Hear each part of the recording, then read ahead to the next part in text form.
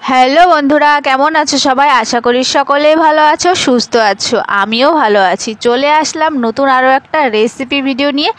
আশা করি তোমরা বুঝতেই পারছো থাম্বনেল আর টাইটেল দেখে কি রেসিপি হতে চলেছে। হ্যাঁ, তোমরা ঠিক দেখেছো, ঠিক বুঝতে পেরেছো। এটা হচ্ছে ডুমুরের তরকারি হবে। তার জন্য দেখো ডুমুরগুলো এখানে গাছ থেকে পেড়ে আনা হয়েছে, তারপরে কিন্তু এখানে ছাড়ানো হচ্ছে। আর দেখো এখানে আমি আর শাশুড়ি মা এদিকে ছাড়াচ্ছি দেখো। আর এদিকে খেতে হলে, এই ডুমুরের তরকারি খেতে হলে অবশ্যই একটু কষ্ট করতে হবে। আর দেখো বুঝতেই পারছো কত পরিমাণে কষ্ট, দেখতে থাকো নিজের চোখে। ফল আর এইগুলো হচ্ছে কষ্ট, আর এইগুলো যেভাবে ছাড়ানো হচ্ছে। আর এবার একটু হাতটা দেখাও, হাত দেখাও মা। হ্যাঁ, এই তো এরকম হবে হাত, ঠিক আছে? খেতে হলে এইভাবে একটু কষ্ট করতে হবে। আর এই ছুরিটা দিয়ে, এই যে ছুরি তো না, এটা আর দেখো ডুমুরের তরকারি খেতে হলে একটু তোমাদের কষ্ট করতেই হবে, যেগুলো হচ্ছে এই যে সূক্ষ্ম সূক্ষ্মভাবে ছাড়ানো, মানে এটা একটু ধৈর্য সহকারে কিন্তু ছাড়াতে হবে। এটা দেখলে হবে না, ঠিক আছে? তো তোমরা দেখতেই পাচ্ছ নিজের চোখে।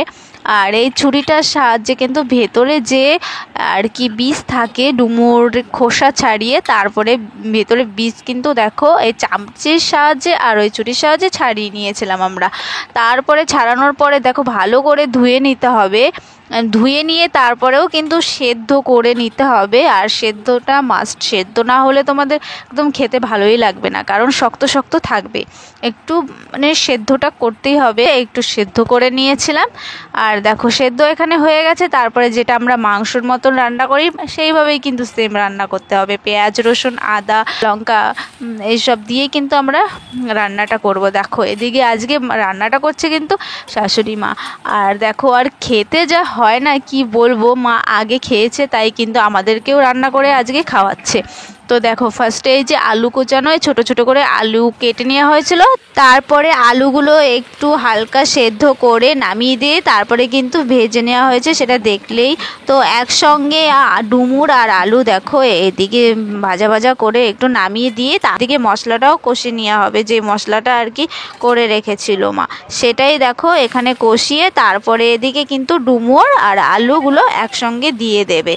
তারপরে কি তোমরা দেখতে থাকো ভিডিওটা সম্পূর্ণ, আশা করি ভালো লাগে। শুকনো লঙ্কা একদম খাই না, তো কাঁচা লঙ্কাই বেশিরভাগ খাই, তো একটু গুঁড়োটাও অ্যাড করে দিল।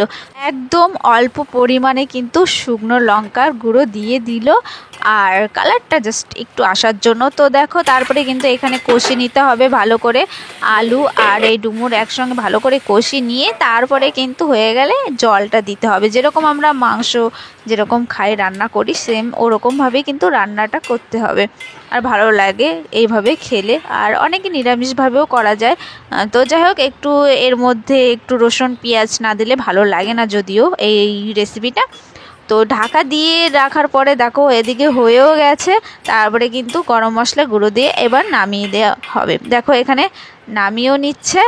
আর দেখো এদিকে পুরো সম্পূর্ণ হয়ে গেছে রান্নাটার। কেমন লাগলো অবশ্যই একটা ছোট্ট কমেন্টে জানিয়ে দিও আমার শাশুড়ি মায়ের রান্না। আর বন্ধুরা আমার চ্যানেলে নতুন এসে থাকলে প্লিজ আমার চ্যানেলটি সাবস্ক্রাইব করে রেখে দিও, আর পাশে থাকা বেল আইকন বাটনটি অন করে রেখে দিও। নতুন নতুন ভিডিও তোমাদের কাছে পৌঁছে যাবে। তো সকলে ভালো থেকো, সুস্থ থেকো। দেখা হবে নেক্সট ভিডিও নিয়ে। Thank you, tata.